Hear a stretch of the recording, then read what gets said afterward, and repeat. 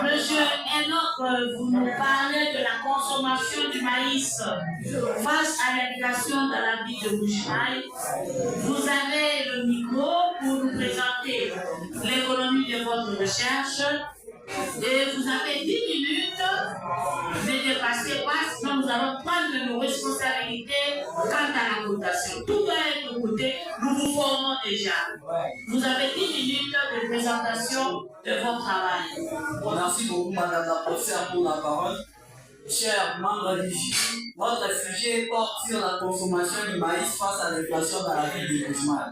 Ce sujet, nous l'avons eu sur base d'un phénomène. Quel est ce phénomène? Nous avons constaté que dans la ville de Bushmaï, il y a de cela quelques décennies que le prix du maïs n'est plus stable sur le marché de la ville de Bushmaï. L'introduction, l'approche méthodologique, l'approche théorique, les résultats, la discussion et les recommandations constituent le plan de notre présentation. Par rapport à la problématique de l'éthique, nous nous sommes dit comment se comportent les ménages de la ville de Bushmaï lorsqu'il y a hausse des prix du maïs. Les 7 questions principales ont développé les questions spécifiques suivantes. Quelle est la tendance générale des fluctuations des prix du maïs dans la ville de Bushmaï? Quelles sont les causes ainsi que les conséquences de cette hausse des prix du maïs sur les paniers de la ménagère? Comme hypothèse préalablement émise, nous nous sommes dit, lorsqu'il y a hausse des prix du maïs dans la ville de Bushmaï, les ménages tendent à affecter une grande part du revenu à la consommation du maïs. Par rapport à la tendance générale des fluctuations des prix, nous nous sommes dit, que cette tendance est croissante, c'est-à-dire cette tendance a une tension inflationniste par rapport aux causes de la hausse des prix du maïs dans la ville de Bushmaï. Nous nous sommes dit que ce qui cause la hausse des prix du maïs dans la ville de Bushmaï, nous avons l'impraticabilité des routes de dessert agricoles, nous avons la faible production, nous avons la pénurie due à la faible production bien sûr, nous avons les taux de change à la hausse, nous avons aussi la saisonnalité. Par rapport aux conséquences qui découlent de cette hausse des prix du maïs sur les paniers de la ménagère, nous avons dit que lorsqu'il y a hausse des prix du maïs dans la ville de Bushmaï, les ménages baissent la production et se tournent sur la consommation des substituts du maïs, à l'instar du riz, haricots, manioc. Et comme objectif de l'étude, ce travail se permet de ressortir les comportements qu'ont les ménages de la ville de Bushmaï lorsqu'il y a hausse des prix du maïs, de ressortir la tendance générale de fluctuation des prix du maïs dans la ville de Bushmaï, de ressortir les causes et les conséquences de cette hausse sur les paniers de la ménagère. Comme enchaînement logique de notre étude, nous nous sommes dit que tout part de causes. Les causes de la hausse des prix du maïs créent des conséquences. Et ces conséquences déterminent les comportements Du calme dans la salle, s'il vous plaît. Et ces conséquences déterminent le comportement du consommateur de maïs dans la ville de Bushmaï. Concernant l'approche méthodologique, nous avons utilisé la méthode analytique. Cette dernière nous a permis à présenter des données sous forme de tableaux et de croiser les variables pour des conclusions qui s'imposent. Par rapport aux techniques, la technique documentaire, cette dernière nous a aidé à l'élaboration de cette présente étude. Par rapport à la technique d'enquête par questionnaire, cette technique nous a permis à interroger les différents ménages sur la manière dont ils se comportent lorsqu'il y a hausse de prix du maïs dans la ville de Bushmaï. Par rapport à notre population cible, nous avons défini les ménages de la ville de Bushmaï comme étant notre population de référence. Et comme échantillonnage, nous avons utilisé l'échantillonnage aléatoire, c'est-à-dire tout ménage a une probabilité de se retrouver dans le phénomène. Par cela, nous avons utilisé la table de champion de 385 ménages. Cette dernière, nous l'avons eu à partir de la formule de fichiers à programme dont n est égal à z carré alpha multiplié par t multiplié par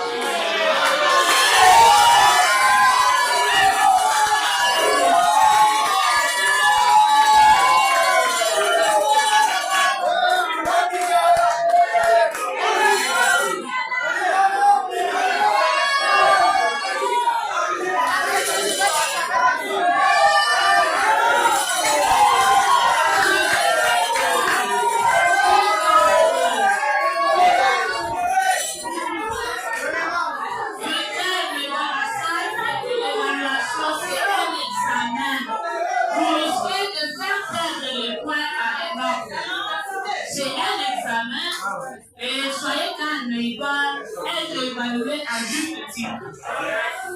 J'ai parlé du logiciel de traitement de données. Nous avons utilisé le logiciel SPL. Par rapport aux variables de type, nous avons l'appréciation des prix, l'intersection des variations des prix, les comportements du consommateur ainsi que la consommation du maïs. Les variables et l'appréciation du prix et perception des variations du prix ont permis à déterminer la tendance de la fluctuation des prix du maïs dans la vie du consommateur. Les variables de consommation du maïs et comportement du consommateur ont permis de déterminer les conséquences de ces fluctuations sur les paniers de la ménagère. Et par rapport aux tests statistiques utilisés, nous avons utilisé les tests d'équipe carré, nous avons utilisé les taux de coulement fiscal des lampes, nous avons utilisé les tests de sommaire. Les tests d'équipe carré nous ont permis à déterminer les dépendances entre variables. Les tests de taux de coulement fiscal des lampes. Ces tests nous ont permis à déterminer l'association entre variables. Et en fait, les tests de sommaire nous ont permis à déterminer la direction ou l'essence de la relation. Par rapport aux paramètres statistiques utilisés, nous avons utilisé la moyenne, nous avons utilisé les cartes, nous avons utilisé les squares, nous avons utilisé les cryptosis. La moyenne nous a permis à déterminer la tendance centrale. Les cartes nous ont permis à déterminer la dispersion. Tandis que les squares ainsi que les cryptosis nous ont permis à déterminer les degrés de dispersion des données en vue de positionner ces données par rapport à la valeur moyenne. Par rapport à la presse théorique, nous allons présenter quelques auteurs, entre autres John Maynard Keynes, Fischer, Modigliani, Fried et Frey. Les soucis derrière cette présentation de cette approche théorique est d'aligner notre travail derrière une certaine théorie. Et nous avons aligné notre travail derrière la théorie de John Maynard Keynes, qui stipule que la consommation est fonction du revenu. C'est-à-dire, les ménages de la vie de Bushman consomment en fonction du revenu disponible. Et par rapport aux résultats, nous avons enquêté 385 ménages, nous avons enquêté 60,3% de ménages masculins, 13,7% de ménages féminins, ainsi de suite. Et maintenant, comme résultat synthétique de notre travail, les causes de la hausse des prix du maïs dans la vie de Bushman, c'est la faible production, l'impraticabilité des routes de dessert agricoles, ainsi que la saisonnalité. Par rapport au comportement du consommateur du maïs lorsqu'il y a hausse des prix du maïs, c'est les ménages baissent la quantité consommée, augmente la part du revenu affecté à la consommation et se tourne vers la consommation des subsidiés. Par rapport à la tendance générale de fluctuation des prix, nous nous sommes dit que la tendance générale de fluctuation des prix du maïs dans la vie de Bushman est croissante, c'est-à-dire elle a une tension inflationniste. En discussion, nous nous sommes dit que ces résultats corroborent avec les défendus pour toujours un confort autonome. Ces auteurs montrent que, quel que soit le niveau de prix du maïs, les démarches sont toujours disposées à s'en procurer. Par contre, ces résultats ne corroborent pas avec ceux de Jonathan Kaminsky, où pour Jonathan Kaminsky, les déterminants de la demande sont la population, l'urbanisation, la croissance économique et les préférences alimentaires. Comme suggestion, nous avons suggéré au gouvernement de réhabiliter les routes et les serres agricoles, d'alléger les impôts et taxes sur les biens maïs, cultiver les champs. Et quant à la population, nous avons demandé à la population est-gazaïenne d'avoir des champs du maïs, vivre en partenariat avec l'État. Pour conclure, j'aimerais conclure mon travail. Tu calmes à la porte là, sinon vous allez sortir. Pour conclure, je vais résumer mon travail en un chiffre. Je résume mon travail en 45,7%. Pourquoi ces chiffres? Ces chiffres expliquent les comportements du consommateur du maïs face à la hausse du prix du maïs. Je vous remercie.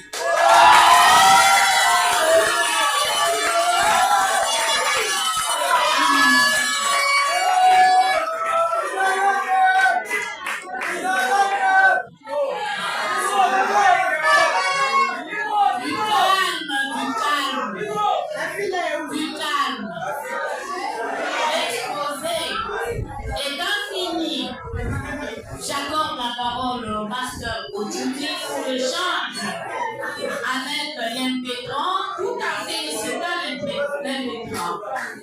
J'accorde la parole. Vous avez 10 minutes ou autant de minutes déjà d'ailleurs sur les derniers candidats. Nous avons besoin d'échanger avec lui pour évaluer ses connaissances. Vous avez 10 minutes. Merci, professeur.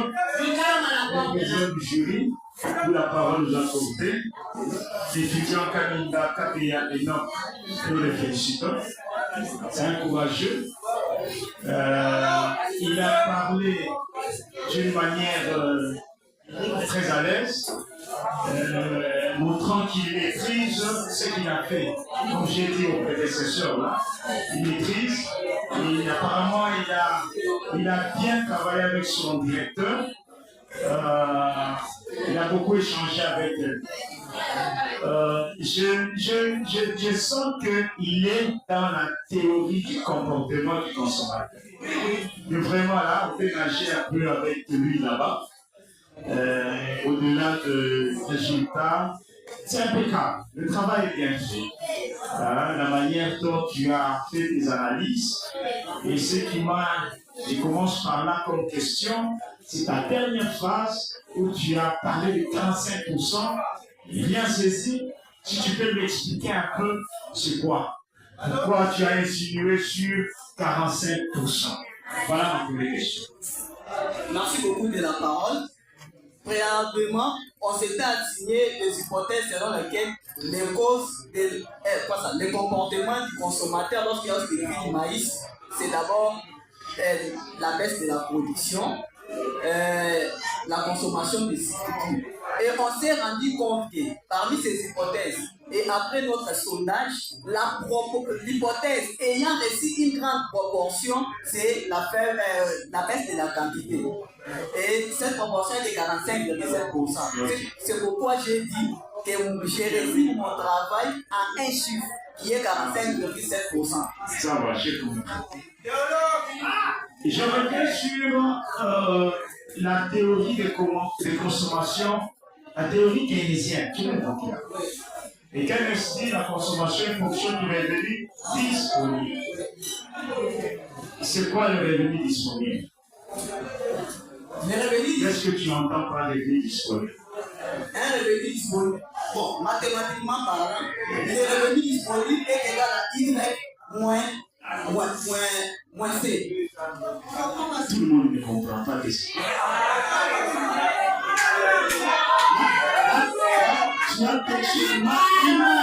tu as seulement énoncé ce qu'on t'a appris. Explique un peu. Revenu disponible égale. Mathématiquement, c'est ce que tu as dit là. Y moins T. Explique quand même. Tout le monde n'est pas des sciences économiques ici dans la salle. Le revenu disponible, c'est ces revenus-là que détient un ménage avant de déduire les niveaux d'impôt. Donc, avant d'enlever les impôts, les taxes.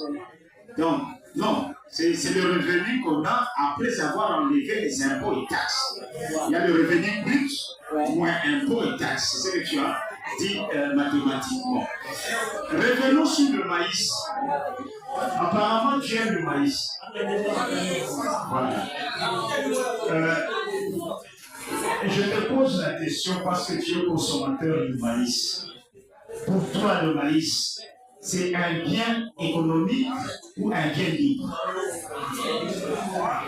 Le maïs, c'est un bien économique. Pourquoi? Bon, c'est un bien, d'abord, au départ, un bien économique et tout ce qui est rare. Les biens maïs. C'est-à-dire quoi, ce qui est rare? Ce qui est rare, c'est-à-dire. Qu'on ne voit pas avec les yeux physiques. Non, c'est-à-dire, c'est quelque chose qu'on ne peut pas avoir gratuitement. Voilà. Il faut payer pour ça. Il y a un coût. Il y a le sacrifice. Alors, je reviens toujours sur ta consommation. Parce que tu consommes le maïs. Et j'ai compris pourquoi l'étudiant. J'ai compris pourquoi l'étudiant avait choisi ce thème. Parce qu'apparemment, il est tourmenté par l'inflation. Lui qui est le consommateur du maïs. Donc, souvent, l'inflation a des effets négatifs sur les consommateurs du maïs. Alors, voilà ma préoccupation quand tu aimes le maïs, qui est d'ailleurs un bien économique pour toi. Est-il un bien supérieur ou un bien inférieur? Quelle différence faites-vous entre bien supérieur et bien inférieur? Bon, la différence existante entre un bien supérieur et un bien inférieur, c'est par sa capacité de se comporter lorsqu'il y a hausse. Pour lui, lorsqu'il y a hausse de prix, la demande baisse. Pour l'autre, lorsqu'il y a hausse de prix, le bien supérieur, bien inférieur, on l'identifie par un outil que vous avez utilisé pour mesurer. Voilà, c'est bon. Élasticité. Quelle élasticité? Élasticité. Le revenu. Je sais qu'il y en a un peu dans la tête, mais je le vois, il maîtrise un peu. Voilà, donc un bien supérieur, lorsque le revenu augmente, on a tendance toujours à l'acheter. Hein. C'est ton cas. Lorsque ton revenu augmente, tu achètes le bien inférieur. Lorsque le revenu augmente, on a tendance à abandonner cela. Je ne pense pas que M. Kalinda, si aujourd'hui il est ministre, il va abandonner le maïs. Donc c'est un bien supérieur pour lui. On mesure, comme il a dit, élasticité revenu. Une autre préoccupation, la consommation de maïs face à l'inflation. C'est quoi l'inflation? L'inflation, c'est une hausse généralisée du prix du bien sur le marché. Il n'y a pas un temps. Il n'y a pas un temps. Hausse seulement généralisé des prix de biens d'une manière durable. Voilà. D'une manière durable. Ce n'est pas aujourd'hui, c'est vraiment le maïs augmente, on dit qu'il y a inflation dans le moment. D'une manière durable. Alors, quelles sont les solutions? Soyons maintenant embauchements ici. Soyons pratiques. Qu'est-ce que tu proposes parce que tu es technicien? On te dit, expert, viens, dis-nous. Qu'est-ce qu'il faut pour qu'il n'y ait pas hausse des prix d'une manière continue de maïs, qui est un bien des Kassaïens, ils aiment tous, ils aiment ça. Qu'est-ce que tu vas proposer à l'autorité politique ou publique? Bon, je vais proposer à l'autorité provinciale de favoriser un bon climat. Bon, de favoriser un bon climat d'affaires pouvant permettre que la production du maïs soit en abondance. Climat d'affaires, c'est-à-dire? Climat d'affaires, c'est un climat dans lequel les résultats sont faciles à réaliser. Voilà. Les profits, je parle même en termes de profits pour les vendre. Et par rapport au transport, par exemple, les voies d'acheminement. Ouais, je dois demander à l'autorité provinciale de réhabiliter les routes. À la sorte de là, c'est vous voulez que je vienne. Parce que pendant que nous parlons avec vous ici, il y a les maïs qui pourrissent. Pourquoi pas? Parce qu'on n'a pas produit. Parce qu'on ne sait pas évacuer ça, amener ça ici. Quel est le problème? Les routes, il n'y en a pas. Hein? Dans d'autres cieux, les provinces, les territoires sont reliés facilement. Mais ici chez nous, il y a un problème. C'est parmi les règles. Sinon, l'étudiant candidat est bon. Professeur, je vous remercie. Est-ce que je peux retenir à ce niveau que vous êtes Je suis satisfait. Merci. Nous avons travaillé avec M. notre candidat. Je dois reconnaître que je l'ai eu en LMD et je l'ai détecté de ce moment-là. Parmi les étudiants intelligents que nous avons, il fait partie. Candidat a toujours marqué. Je ne pense pas qu'il y aura un enseignant qui dira qu'il ne le connaît pas. Non, tous les enseignants le connaissent. Par sa manière de se donner, d'étudier, de réagir dans le pouvoir. Dans l'élaboration du travail, je dois avouer aujourd'hui que je continue à être la personne la plus heureuse. Parce que je suis flattée. Et je me réjouis du travail présenté aujourd'hui par Camille Kabea et je m'attendais qu'il présente un tel travail de par sa façon de travailler et son zèle quand il fait les recherches. Aujourd'hui, je félicite Kalima. Pourquoi encore? Si vous voyez le travail qu'il a présenté, au niveau du résumé, il a suivi toutes les observations. Au niveau du résumé, il a suivi le modèle INRAD. Les mots qui sont bien ressortis. Au niveau des remerciements, il a remercié tout le monde de la faculté. Au niveau de l'état de la question, où la revue de littérature empirique, la revue est très fine.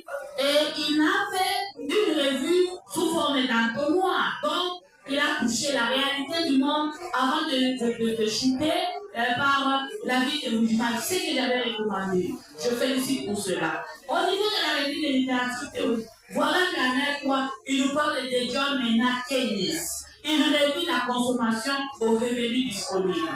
Je félicite parce qu'il arrive à comprendre ce qu'il a fait. C'est que ses connaissances, il les applique à un domaine réel de la vie, le domaine courant de la vie quotidienne. Et il va évaluer dans le contexte de Moujmal comment se comporte la théorie de Keynes. Est-ce que c'est réellement cette théorie-là ou bien il va tomber dans la théorie de Friedman ou ailleurs? Voilà qu'il est arrivé le fait d'avancer différentes théories pour le vérifier. C'est qu'il a maîtrisé cette théorie-là. Et après, il a embrassé, si il ne va me poser cette question-là, je comprends déjà que son ancêtre c'est Keynes. Je peux l'appeler keynésien comme vous appelez Eric keynésien. Voilà. Et donc, je parle d'Eric qui a terminé l'année passée à Marois ici. Je l'appelais aussi keynésien. On est venu à l'appeler Keynes. Voilà. Donc, les résultats du travail de candidat très impeccables. Présenter des graphiques liés aux résultats, les tableaux présentés de la manière la plus pertinente et la conclusion très adaptée, les résultats très bien présentés et lui-même l'a expliqué ici dans son exposé, et la qualité du travail impeccable. À ce niveau ici, je pourrais lui demander d'abord d'exposer. Pendant l'exposé, j'ai eu la chair de poule. J'ai eu la chair de poule parce que quand il avait tout son travail, il parlait de son travail comme s'il le disait, alors qu'il l'avait lui-même. C'est que les commandes d'ailleurs, lorsqu'on présente les diapos, on ne doit pas être lié au texte. Quand j'étais ému quand il parlait, il continue à parler, il a parlé même de la famille de Fichat-Cocran qui lui a permis de détenir la tête de Jésus sans regarder ce qu'il avait touché au table. J'étais vraiment ému et je continue à être ému. Je lui parle de tout à l'église.